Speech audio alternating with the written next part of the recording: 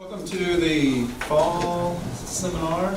This is a seminar series we sponsor. Science Club and the Biology Department sponsor twice a year. So welcome to this one. I am happy to introduce Dr. Felix Greco today. He is on faculty here in the Biology Department. Came on last fall, so almost he's been here more than a year now. He has a bachelor's degree in exercise science, a master's degree in exercise physiology from University of Florida, and then he has a PhD or doctorate in educational leadership from, is it Argosy? Argosy. Okay. He comes from a nursing college in Florida. How long were you there? 11 years. 11 years, so from an exclusive nursing college there. He taught microbiology, taught anatomy, physiology, he taught student success.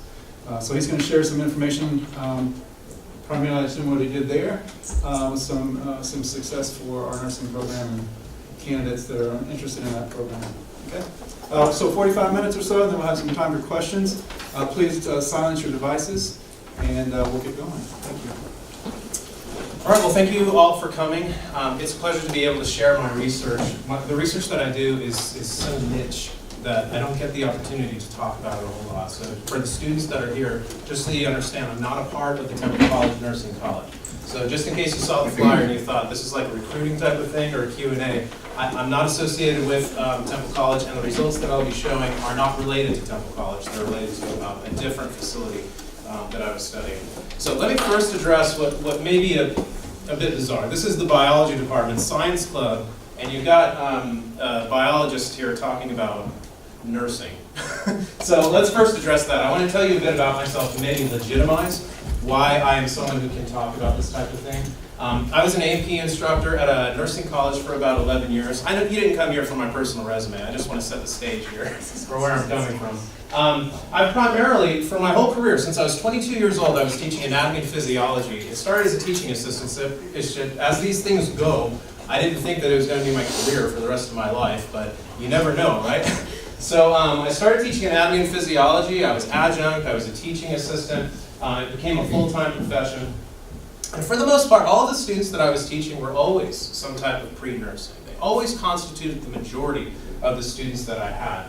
I ended up working at a nursing college full-time. That was my first full-time gig for 11 years. I was working as a science instructor, but I was considered a full-time nursing faculty because I was fully integrated. I wasn't just the science teacher working at a nursing college. I was on the committees. I was helping them the college to get accreditation. I helped them to get SACs. I helped them to get ASIN. And I hope to never do that again. But it was, the administrators are laughing because they know how painful that whole process is. The admissions committee and curriculum committee were my babies. I was the chair, actually, of the curriculum committee for this nursing college. And it was based on some of the research that I'm about to show you. So this is where I'm coming from. Let me first set the stage to make sure. I'm going to throw around a lot of acronyms and definitions, and I want to make sure that I'm clear in what I'm talking about. A lot of times when we say that someone's a nurse, you have to be clear of what type of nurse that they are. There's different types. Here in Texas, we say that someone might be an LVN or an RN. An LVN, a licensed vocational nurse, this individual is going to take 1 year to get their degree, and then at the end, even though they may be high-fiving each other and saying, yeah, I graduated, you're not a nurse yet, you have to pass that NCLEX PN. So the NCLEX PN is the National Licensure Examination for practical nurses. It's a different test that is taken by the registered nurse. The registered nurse has two ways that they can enter the field. They can get a 2-year or a 4-year degree, which is an associate degree in nursing or a Bachelor of Science in nursing. And a lot of people see this and they think, well, why in the world would I take 4 years when I can take 2 years? But this is because a lot more job opportunities open up when you get the 4-year degree. And in fact, a lot of accrediting bodies are now saying that the workforce for local hospitals is going to have to be 80% BSN. So there's good reason for all of you students in the room to think about your BSN and when you'll get it. Hopefully your employer will pay for it if you're getting the ADN. So you also have LVNs that can bridge. So if someone goes this route and they get their LVN and then they go off and work, they can bridge over instead of taking all of the coursework for an ADN or BSN. And that's advantageous because with the LVNs, they can go off, they can work, they can make some money, and then they can come back with some experience. It really it helps them in their overall educational process. So I do want to tell you, if I'm saying LPN a lot, it's because in Florida, we called them LPNs. Here in Texas, we call them LPNs. It's one of many things I'm getting used to in Texas. All right? So whenever I'm describing what a nursing college does for a local community, I always use this graphic. Okay? So you have lots of nursing students that go into a nursing college represented by this spigot. But as you can see, the number of qualified graduates that are coming out is a lot less than the number of students that are going in. And the reason for that is because there's expectations and standards that are set either by the college or by the state. What was that? Very exciting. Okay, so I'm going to continue. So expectations and standards might be set by the state. So there might be laws that of who is able to graduate and what benchmarks they have to meet. But also they're set by the school. It could be things just like the GPA that the student has to maintain. So you don't have as many coming out. But when they do come out, these qualified graduates, they go into the community pool. This community pool represents the hospitals and the long-term care facilities and things like that. And notice that there's a problem with this pool, with this bucket, that there's a hole in the bottom, because this is representative of nursing departure. You have a graying currently of the nursing community. A lot of people are retiring. A lot of nurses are being stretched thin in the local facilities, and they're getting burnt out. And so for these nursing colleges, this is an enormous challenge. How do you continue to supply qualified graduates if you have all of these people leaving? And I will tell you that right now, nursing departure is exceeding the rate of qualified graduates coming out. And there's a nursing shortage that's expected to continue into 2020 and possibly longer. So nursing colleges are kind of in a strategic position to meet that need. But they can't just pump out graduates. They can't just accept everyone. The community will not tolerate graduates that are put out that are putting people's lives at risk. So there's a lot of risk in putting out these qualified graduates. So just a few definitions as I get into these student success studies. When I use the term retention, what I'm talking about is the number of students who start a program and then actually graduate. And I think that for most students, they assume if I get into a program, I'm going to graduate. But that's not always the case. In fact, across the board, if you just looked at universities in general, only about 50% of freshmen that start a college program actually graduate for various reasons. The opposite of retention is attrition. This is what administrators really look at. How many students are leaving and why are they leaving? So attrition is kind of a focus on the ones that leave. Retention is a focus on the people that stay. And then if you're looking at the individual journey, so this is very focused on the university or the college. But remember that there's always the personal journey that the individual takes, and that is defined by persistence. Okay, so just because someone leaves Temple College or they leave Texas A&M, doesn't mean that's the end of their journey. They may go on somewhere else and just continue their education. So that's described by persistence. I'm not really going to talk about persistence. I was a college administrator looking at retention for the most part. I was working at a nursing college that was private, for profit. And so retention meant money. It also meant addressing the nursing need in the community, but it was a for-profit college, so it was about money, okay? But it's not about money, it's about meeting need, but it was about money, okay? So a bit of background. College accessibility studies really started in the 1950s, okay? This really started with the Ford administration that put some efforts in place to get money for individuals who otherwise wouldn't have been able to go to college. Before that, if you were rich, you get sent off to college, you have a great time, you leave with a degree, all right? Then you get these federal programs in place that would give loans and grants and things like that, and suddenly people are going to college who otherwise wouldn't have had the choice. A person like myself got that opportunity. But to the surprise of these colleges, a lot of people weren't finishing the college experience. They were walking away. And so we'd use these derogatory terms to describe these individuals. We would say they're dropouts. What's with these college dropouts? What's their problem? And when you use terminology like that, you're not really addressing the individual journey that that person's taking. It might not be that it has anything to do with them being a dropout. They're not a quitter. Maybe they just had some things going on at home, and perhaps they persisted. The college doesn't necessarily know. It's not like they get a report that this individual went off to some other college. So colleges started studying this type of thing. Why are students leaving? Do they persist? What do we do in order to try and get them to stay at the college. So we started looking at this as a phenomenon. And then institutions started studying their own populations. I know this sounds strange, but it took until the latter half of the 20th century to actually start studying their own student populations, going, this is how many people we have of this gender, this is how many people we have of this. And they really started looking at these things to see, are there trends that we can monitor and do something about?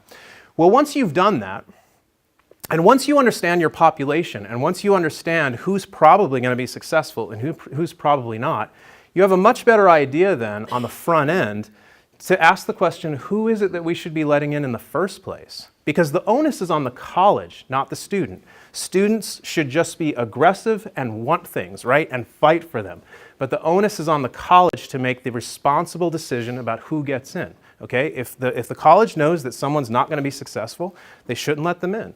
Because students sometimes don't know what's in their best interest, especially when the college knows what they're going to be put through. So we create predictive models, and that's kind of where I specialize. How do you create a predictive model based on what you know about a candidate? They haven't even walked in the college yet. They haven't even stepped foot. Can I tell based on a certain number of factors whether or not they're going to be successful or not?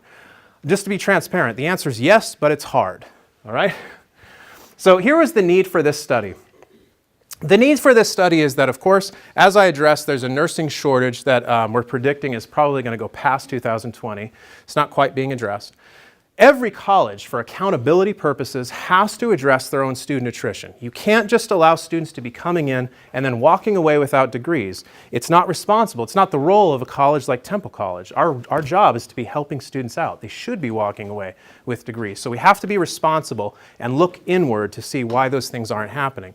The college is accountable to the state. We are using federal dollars in order for a lot of students to go to school, and that's taxpayer money. If we're irresponsible with that money, then the state can come down on us and they can shut doors down. Where I came from in Florida, we had DeVry College. Did you have it here in Texas? DeVry College? DeVry College was a technical college. It was shut down because you had a lot of individuals that they'd start the program, they weren't finishing, or they were graduating and they weren't making enough money to pay back their loans. Well, that's the fault of the college. That's their overall structure. They sold something that wasn't in the best interest of the community. So overall, what all this tells us is that we really have a need to have a more refined admissions process in colleges. Not colleges like Temple College where there's an open admissions process, but something more like the nursing program where you have a responsibility and there's an outcome that you're responsible for in the community.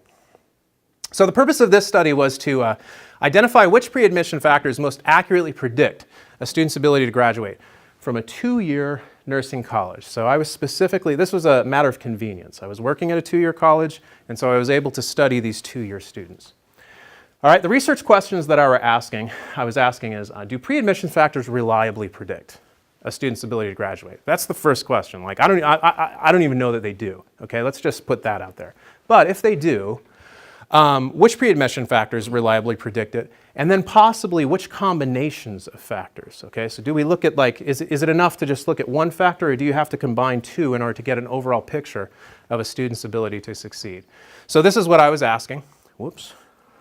All right, the conceptual framework that I was coming from is there's a lot of studies that have been done that look at just general persistence. So you can go into the literature and you can see a lot of information about why do students continue into college, why do some students leave, studies like that.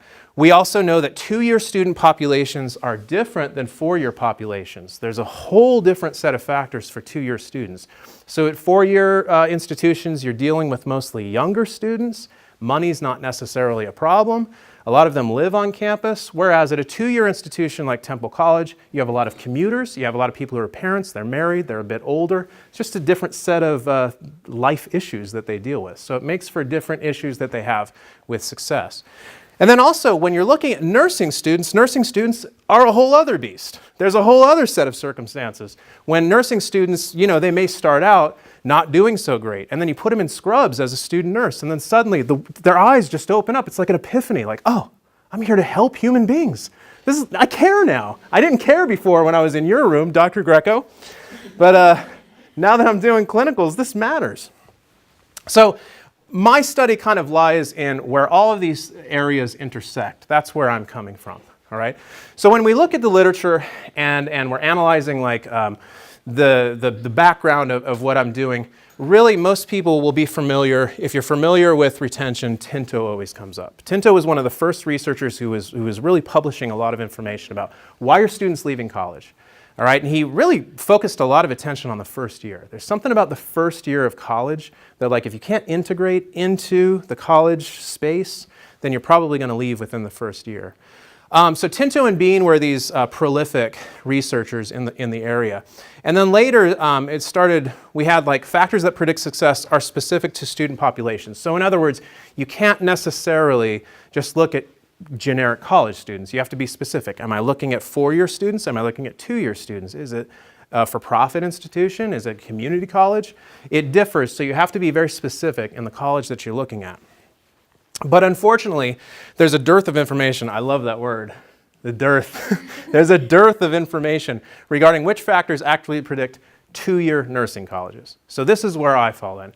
How can I help a 2-year nursing college better predict which students they can bring into their program in order to meet community need? And that's important because remember, there is a nursing shortage. Who's going to meet that shortage? It's going to be the 2-year college. That's the fastest way that you can produce nurses, right? So the 2-year nursing colleges are the ones that are going to meet that need. But if they can't figure out which people they're supposed to be accepting and not accepting, well, we have a problem. So this was aimed at helping them out. Okay, so when we go into the literature and we look at which factors will predict how well a 4-year university student does. So this might be an engineering student, they might be a law student, something like that. The literature consistently says that their high school success is predictive of how well they'll do in college. This is no surprise, right? We've all heard that prior academic experience will predict future academic experience. If someone was a bad high school student, chances are they might be a bad college student. Okay, so for 4-year students, the literature consistently shows that there's evidence to support that. We also see that the education of the parents, okay, there's something about parents going to college that is predictive of a student being successful. Perhaps this has something to do with parents, infusing a student over the course of their lifetime with the importance of college. It might just be support. It could be financial. I'm sure that there's a number of different factors that play into this. But one way or the other, if your parents went to college and you go to a 4-year university, it's predictive that you'll probably be successful. There's also psychosocial and demographic variables. So in other words, psychosocial, you just went off to this college. You're there for the first time. It's the first time you're living outside of home. Can you integrate into the whole college experience? If you can't, you're probably not going to get that college degree. So there's demographic variables as well. At some schools, they say that it's related to age. At some school, they say it's related to race. It's very specific to the region and to the school, though. And then the institution itself. There's certain institutions that students just want to be at, whereas you might have another institution where students are paying $150 for a parking pass. They are sitting in rooms of 500 people. This is the University of Florida, by the way, that I'm describing. So I'm sitting in a lecture hall full of 500 people, and maybe that's not the most welcoming type of environment. So the institution itself can sometimes be predictive of whether or not students are going to be successful or not. So these are the things that consistently come up when you're looking at 4-year students, but that's not the population I was looking at. Nursing is what I'm trying to address. So what about BSN studies? Well, they're consistent with high school success. If a student wants to be a nurse and they're going to get a bachelor's degree, then we tend to see that their high school success is predictive of future success. Same thing with the education of the parents, it's consistent. But we start seeing some differences with these students relative to their science prerequisite scores. This is actually, so I teach anatomy and physiology as a prerequisite to the nursing program. And we know that anatomy and physiology performance or microbiology, these can be predictive of how well the student's actually going to do. And the literature supports that. Also, there's a lot of reporting on the understanding of the role of a nurse. So if you get a candidate and you ask them the question, do you know what you're going to be doing as a nurse? Like, do you understand why you want to be a nurse? If they can internalize that role, if they understand, like, I want to help people, and this is important, and it plays an important role in culture, they tend to do well. But believe it or not, you do have some people who come to an admissions department and say, I want to make money. I'm not making money now. Nurses make money. I want to make money. That person may not necessarily understand what they're getting into, and they don't necessarily end up being successful. The literature shows that. What about 2-year students? So 2-year studies that look at student success, this would be like your Temple College, someone getting their associate's degree. Consistently, we see high school success and the education of the parents, but we don't see other factors. There's not a whole lot of consistency. And the reason you don't see a lot of other factors up there is because at four-year institutions, a faculty member like myself is encouraged to do research. It's factored into the overall workload. Here at Temple College, my job is to teach. If I do research, that's above and beyond. So if your job is to do research, chances are you're going to study your four-year population. Here at two-year colleges, we don't necessarily do that as much. So you don't have as much literature out there about two-year students. All right? And now when we compare that to ADN students, the two-year nursing students, there's no consistency in the literature. You can go in, you can pull studies, and they'll say things like, oh, high school success is important. And then another study by a comparable college will say, no, it's not. You can see studies that say the education level of the parents is very important to their success. It's predictive. And then another study that says, nope, absolutely, we found the exact opposite. What do you do? If you're a two-year nursing college admissions department and you're trying to put some evidence-based kind of, factors together, what do you do? So I was helping to address this with this college. Now, just so you know what NCLEX is, NCLEX is the national licensure examination that nurses have to take. Students get into a college, they do their coursework, they graduate from the institution, but then they have to pass NCLEX. And if you ask nursing colleges how well they're doing their job, they're going to quote their NCLEX pass rate.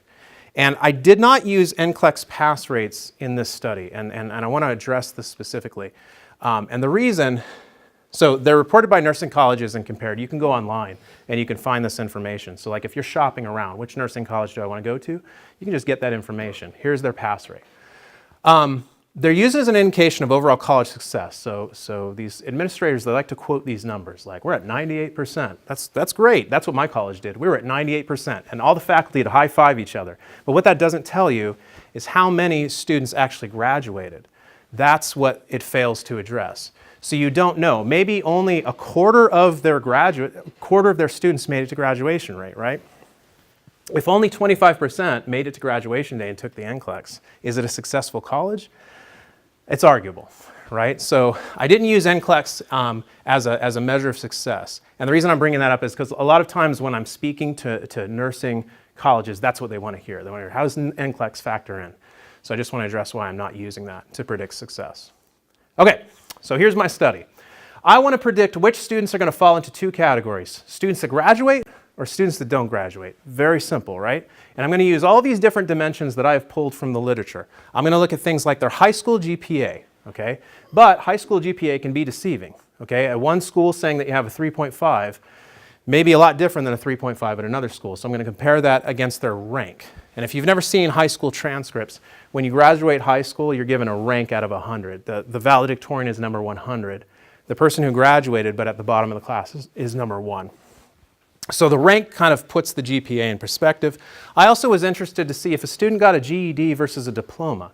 I was interested because I'd never really, working at the universities I did, and now working at a two-year college, I never worked with a lot of students that had a GED. I was just interested to see if they come in and they say, I didn't finish high school, I got a GED.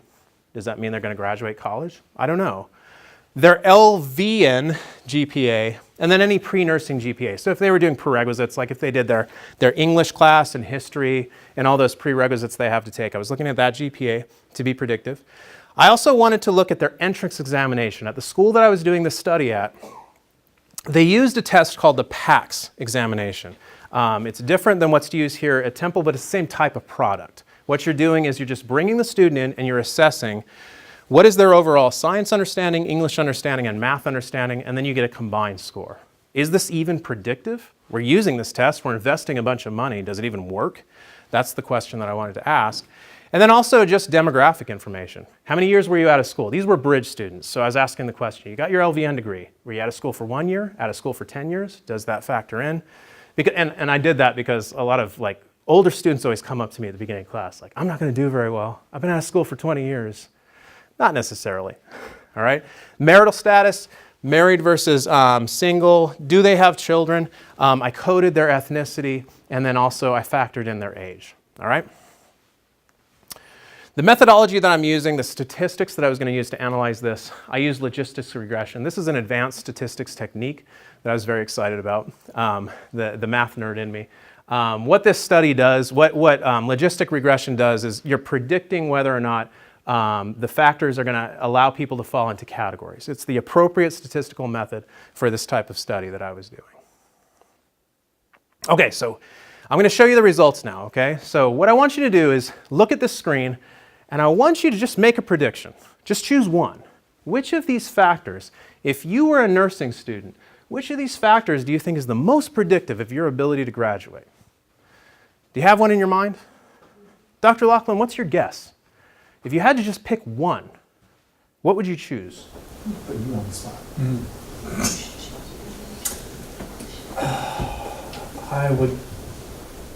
I would guess pre-nursing GPA. Okay, pre-nursing GPA makes sense, right? Because that's where we factor in. All right. So here we go. Okay, so again, what we're trying to do is predict which category do we fall in. Are you going to graduate or not graduate based on these dimensions? And the results show none of those factors that I had on there are predictive. And I ran this test numerous times. Like, oh God, I made a mistake. Oh no. No. I've spent too long doing this. I've had access to too many records. I've shaken too many hands and talked to too many people in offices for this to work out this way. None of them. I went to my grad school statistics professor. Can you look at this? Surely I've made a mistake. He looked at it all. He said, no, I think that you did this correctly. But he said, in order to check, just go through and do a t-test in the various groups. So a more simple statistical method. So I did. This is the population I was looking at. For this particular college, 70%, 69% graduated. That's pretty good for a nursing college, 2-year nursing college. That's pretty good. When we look at their overall gender, you can see 15% were male. It's predominantly a female institution. Here's how race broke down based on self-reporting on the admissions sheet that they would fill out. Marital status, you could see a third of the population was married. And then quite a few of them, 60% had children. So that's a different population than you would see overall at a 4-year institution. When we look at their graduation information, 15% of these students had a GED, while only 85% finished high school to get a diploma. And then, now we're looking at high school completion. So now we're comparing these two groups. Here are the differences that we saw. So if you're lumping these all together, here are the students that graduated, here are the ones that didn't graduate. And you can see whether or not they had a GED doesn't make a whole lot of difference, right? So whether or not they finished high school, it's not really all that predictive. I know the means are a little bit different between the two, but the standard deviation just doesn't show any significance. All right, high school GPA and high school rank. You can see that the overall GPA, 2.83 versus 2.78. The rank, 52. Like I said, this is a rank out of 100, so most of these students fell right in the middle of their overall high school rank. There's a little bit of a difference here. You can see there's a trend. It's about 4 points higher, but with the standard deviation being what it is, there's just no difference between these two groups. When we look at their LPN GPA, college GPA, you can see that these students were about the same. In fact, look at this. The college GPA, the one that Dr. Laughlin had predicted, the group that doesn't graduate has the higher average, and they don't make it to graduation. But again, since it's within the standard deviation, there's no significance there. So this was perplexing, and I had to account. I did this study for this college. I had to show them. I had a presentation to the owner of the college, the vice presidents, the dean. What did you come up with all the time and effort that you put into this? And I had to tell them, I don't see any difference in the manner in which your admissions department works. And so I was told, then come up with a suggestion. All right, this is the one that they really didn't like. When I showed them, because they were spending a lot of money on that entrance examination, and I was showing them, your entrance exam does not seem to predict who's going to graduate. I mean, based on what I'm seeing, there does not seem to be a big difference. The cumulative score right there, 117, I believe this score is out of 150.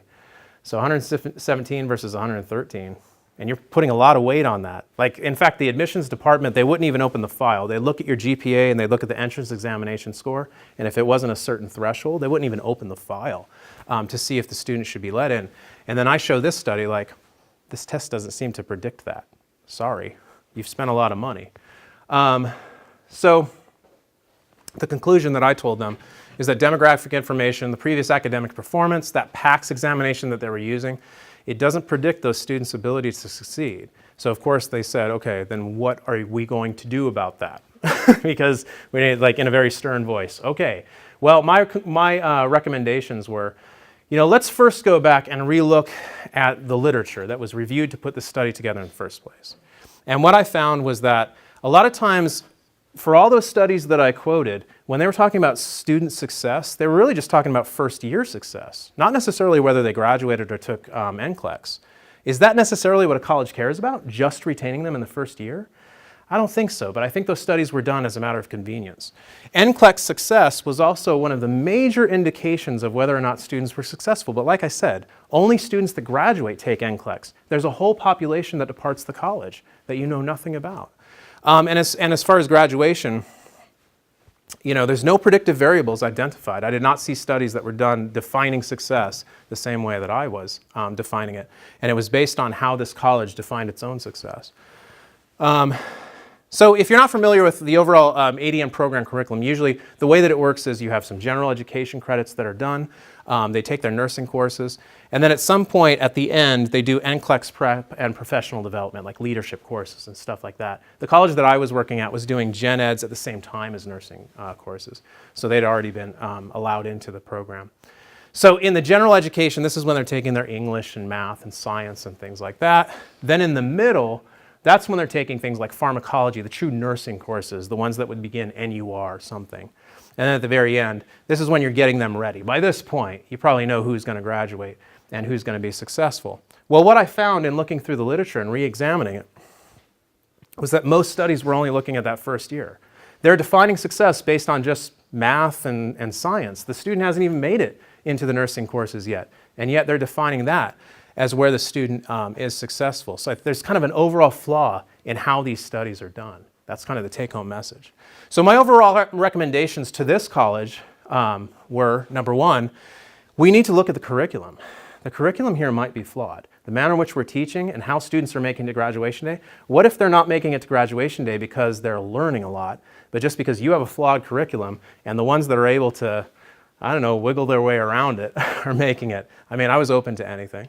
Qualitative research, what I thought is, okay, let me continue this research, now interview students that are departing. Let me see if I can, it's hard to get your whole hands on them because they just want to go. They're done with the program. But I was going to see, can I pull them aside and just ask, listen, why are you leaving? What is your perception of the problem here? Why can't you succeed in this college? And see if I could turn that around and turn it into a study that we could do, a quantitative follow-up where we could look at those factors. I initiated that study before I left. I wasn't able to get a very high end, but I departed to come to this place, Temple College, that offered me this great opportunity, right? So I was able to finish that study, but I will tell you there was a trend coming out. And the trend was, when I was interviewing those students that were leaving, had nothing to do with academics. It was, my children need daycare, and I don't have time to study for this place. Or, I have bills to pay, and I can't be spending 60 hours at home studying all this stuff. What am I going to do? Not pay my bills? And so it's a conundrum that these students have, so they depart. So do you have the ability, if I went back to this college, can you do something about that? Can you put a daycare in a nursing college? I asked the CFO, I asked that, and he was just like, you could see liability just running across his eyes. Like, I don't know that we want to do that, all right? And then my idea was, then you reinvent your admission process based on all of these factors, based on actual evidence. We've already seen that, the study shows that what you're using now isn't predicting how well they're going to do.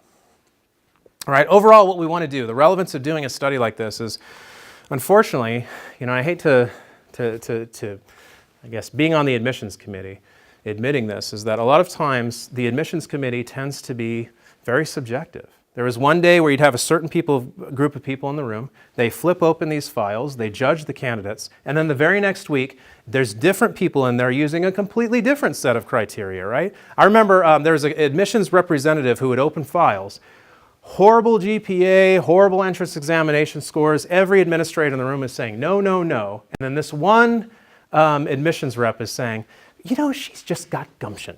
I can just feel it. She's just got that spirit. I really believe her. Just give her a chance, right? And sometimes the dean, just in order not to have the argument, is like, okay, let her in. That's how an admissions process works. I mean, is that fair? Is that based on science? We need to kind of shore this up and bring together a very relevant way that we're doing these pre-admission criteria so that we can justify it and say, we're letting people in because the evidence shows this is why some do well and some don't. All right? Overall, though, sometimes those schools still decide to let people in. If they give every indication that they're going to be a high risk, sometimes they still let them in.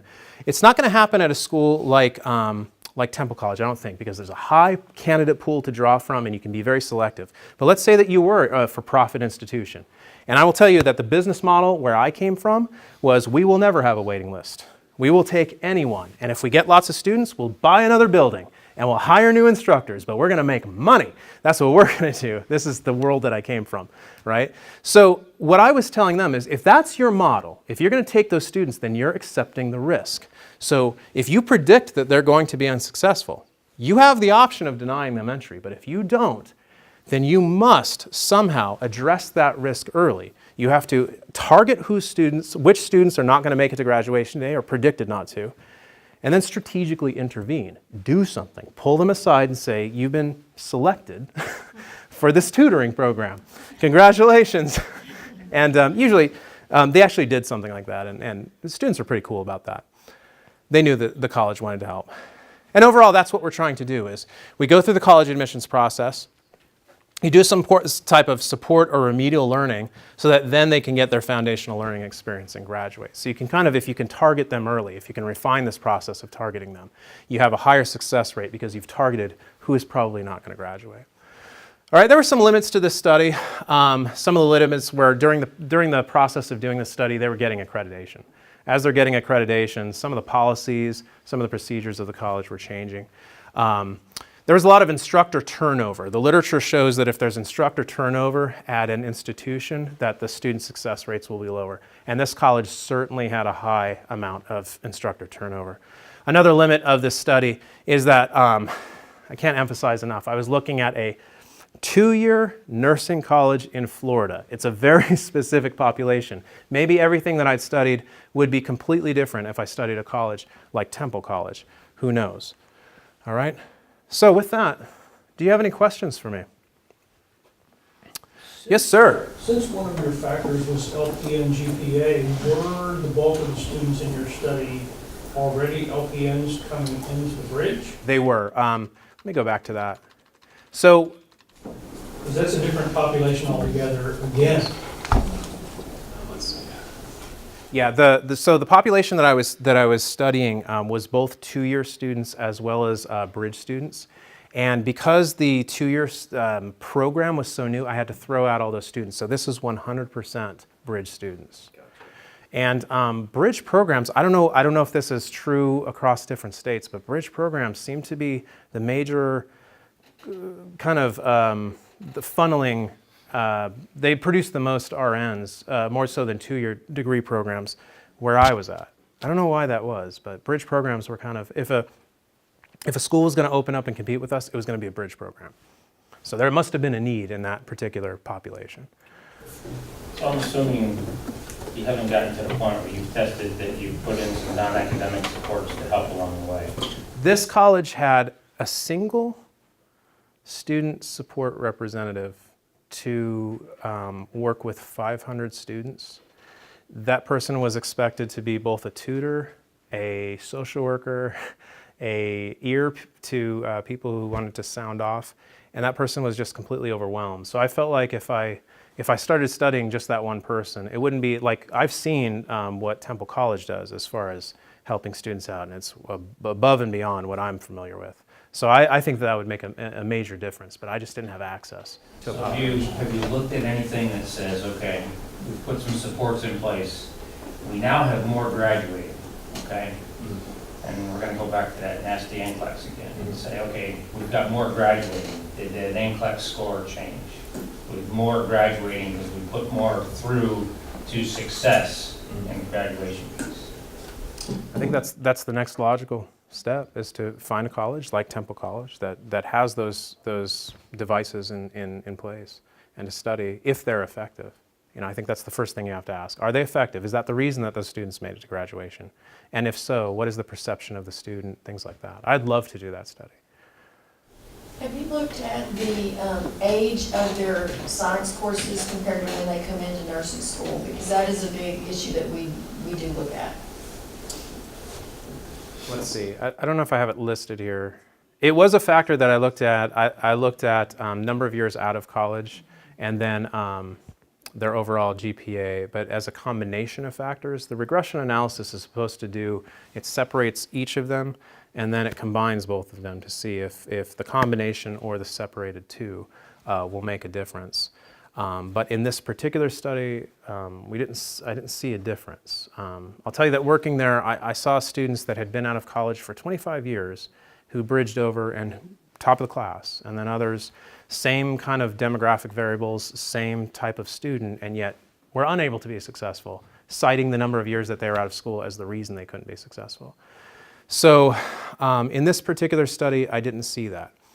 But again, if you look at a different population, if I was able to repeat this study here at Temple College, I would be very interested to see what those factors are and if they are predictive. Just following up on what she asked, that number of years since you, between education, but how old were the science classes that they took?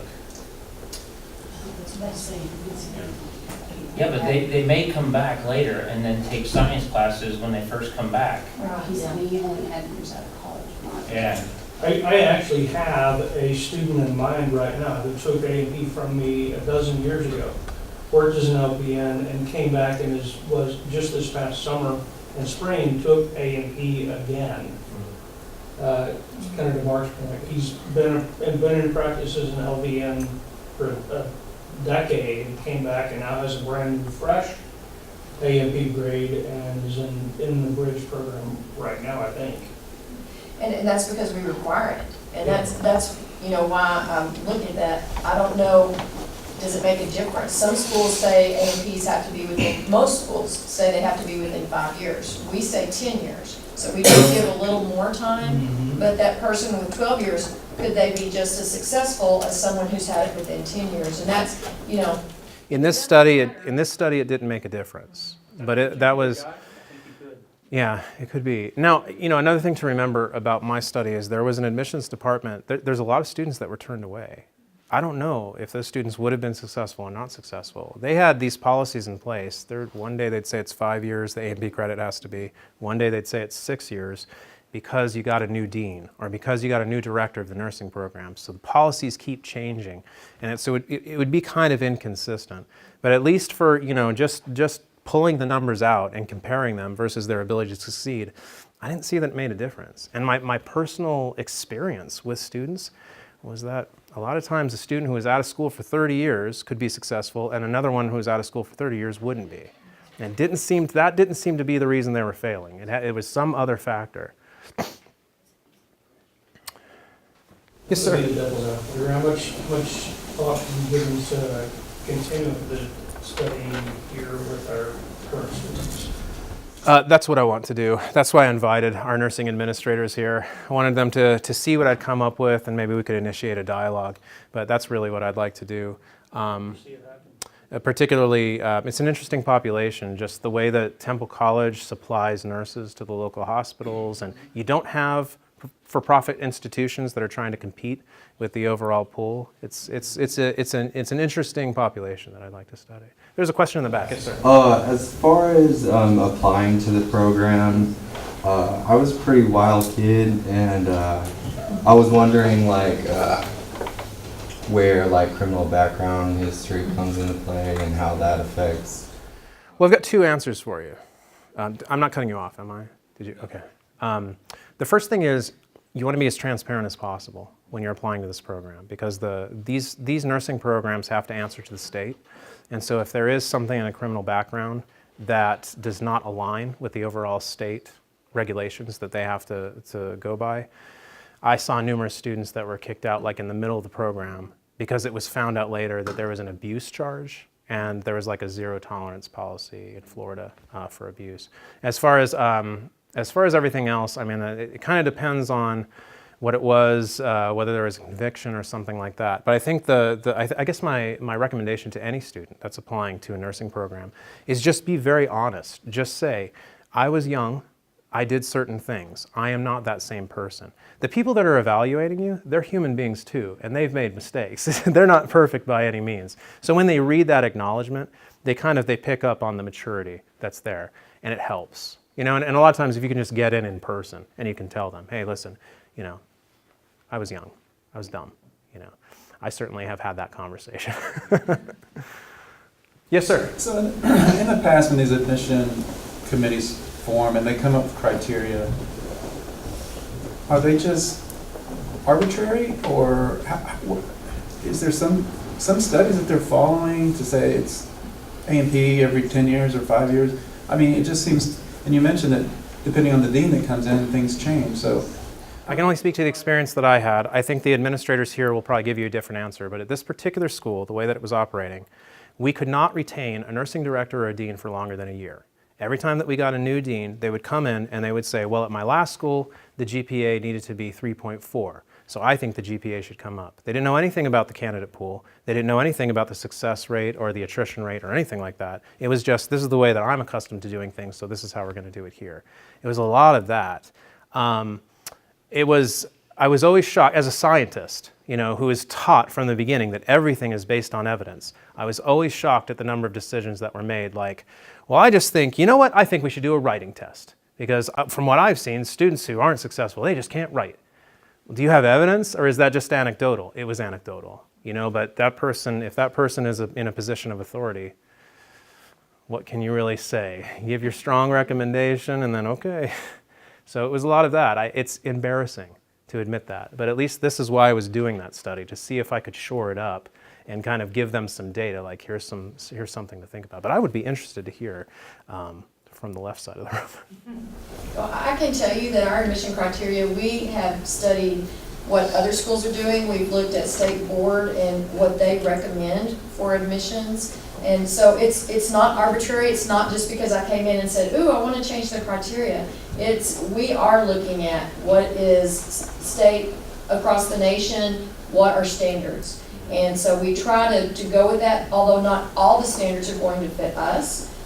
We look at the reliability and validity of our admissions test and see the data that's behind that, not just the data that they provide, but the data that other studies have done to say, is it predictive? And so we really are trying to look at something that's a valid, research, valid, points before we just make a decision on, what our cutoff scores are or anything like that. So.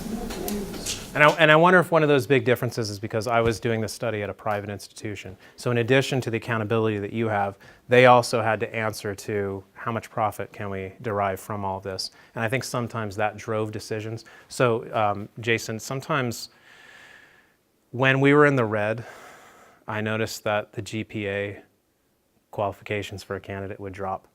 So suddenly it was 3.4, we're not making enough money, well, let's take a 3.0 now. And then they put the onus on the instructor and say, you guys are just going to have to do more tutoring hours because we're going to bring these students in. Is that fair? Is that ethical? Well, these are all questions. Well, it's not fair to the instructors who are getting the additional work. It's also not fair to that 3.0 person who just came in and is expected to bring their own level of performance up to something that's whatever the moment acceptable is. It was a mess. It was a mess. I remember you mentioned, when you did the study the first time, trying to track down the students that were leaving and asking them what factors contributed to you dropping out of this program. Have you thought about if you did the study again, also tracking down the students that successfully graduated and say, of this list of 20 factors, tell me the top 3 that you think contributed the most to your ability to complete this program successfully? That's a good point, because you would want to compare those two groups. And I guess the reason I neglected to mention that is because the institution always did follow-ups with their graduates.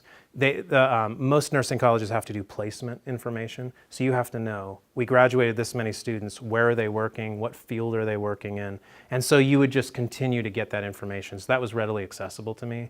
The only thing that wasn't readily accessible was this student departed in the middle. They don't talk to the program anymore because they don't care to. So that's kind of, I guess I just phrased it incorrectly. But you're right, you should compare those two groups to see what differences exist. I was just wondering if it was, you say you have all these prerequisite things, Mhm. and then are you actually asking the graduate, do you think the extra tutoring hours make the biggest difference? If you Right. think that your home stability, your financial stability made it easier. Yeah, it's interesting that you bring that up because I was always interested to see, I remember one graduation in particular. So I had just had a conversation with a student who was telling me, I'm going to have to drop out of this program. I've got 3 kids. I'm working full time. I cannot do this. Okay, that was on a Friday. 2 hours later, went to graduation day. The valedictorian came up and gave a speech and said, and I kid you not, I have 3 children. I am working full time, and I was able to do this. And it just amazed me. I've got one student citing that as the reason they left, and another student saying I was able to overcome these issues. What is the difference between these 2 students? And I think you're right. It sits at something relative to support at home. There's something probably about financial aspects. There's something about, the support system that you have. Are your parents or your family, do they understand the number of hours that you have to put in? So those are the things that I'd definitely like to study those things. All right. Yes, sir. Did you guys have a mechanism in place, I guess is the best way to phrase it, to alert students of exactly what level of work is expected from them for them to be successful? I think most instructors will tell a student, if you're going to be in the classroom for an hour, then you need to be spending 2 or 3 hours outside of class to study. And then when they do the math and think, okay, we've got 5 hours in the classroom for AP, for example, for 1 week, that means 10 to 15 hours outside of class to study. And most of my students, when they hear that, it's like, oh my God, what am I supposed to take care of my 3 kids and my full-time job? Did your old campus have something? So what we did is the admissions department would certainly make those things clear. Then in addition, they came to a, what's that, the very beginning, orientation. There's an orientation where they were warned about those things. And I was the person who came in and did that warning. I just want to let you guys know, this A&P class you're going to take with me when you start, it's going to be intense. It takes a lot of time. Everyone's nodding their heads and smiling, just like first day of A&P, right? But in addition, what this college would do, we had a college success course. It was a 1-credit course they had to take in the beginning. I was the one who put that course together. The second week, they had to take a calendar out. They had to write down all of their courses. They had to write down all of their other commitments. And then they had to fit in, where are you going to study? Place it on this calendar to show me if you can do that. And I think to a lot of them, that was very eye-opening. Like they just, when you grow up and your whole family is just telling you, oh, just believe in yourself. You got this. You can do it. Just believe in yourself. I grew up on those 90s movies where you throw the free throw. As long as you believe in yourself, you always make it, right? And a lot of people grew up thinking that, right? But then it hits you of the reality of like, this is a pragmatic issue. How much time is involved? They didn't really understand it until they sat down and wrote it out. But what are you going to do? You're in the program already. You've already told all your family and friends on Facebook, I'm going to be a nurse. I got in. So they're not going to walk away from. So our hope was that they would see that and then they'd say, okay, I need to make some changes at work. Or I need to go home and have a long conversation with my spouse about how long this is going to take. I felt like we did a good job with that, but it doesn't. Like I said, 60%, 70% graduated, so they're doing something right. So, yes, ma'am. Did you get down into the course level at all on like the prereqs? I mean, as an A&P instructor and teaching micro, we did kind of the same thing. We have anecdotal, this is A&P 1, gotta have that before you come in, or versus the 2404 courses and how to either crosswalk them or did that make a difference? I mean, that's what we struggle with, especially in the bridge program where we're taking an LVN group that had 2404, had some sort of meld of A&P, and they're taking the A&P 1 and 2 again, and to them it's like, really, we've already done this, but it's some sort of concrete data would be helpful. That's how the study started. The study started by me extracting the exact anatomy and physiology score that they had, the exact microbiology score that they had. And then what I was finding was there were inconsistencies in which students, so I wasn't able to fairly compare one student. This student only brought in A&P 1, while this student brought in A&P 1, A&P 2, and micro. And so because of all of those inconsistencies, the literature kind of showed me that their solution was just combine all of them into a science average and that's maybe a more fair comparison. So I decided to just go with what was consistent in the literature. I do think that that's the way to do the study, though, is that you specifically, if a student came here and they took anatomy and physiology at Temple College, you pull that score and see specifically what that is versus the students that you're taking from other colleges to get some type of comparison of if there's a difference. I do think that's the way to go about it, though.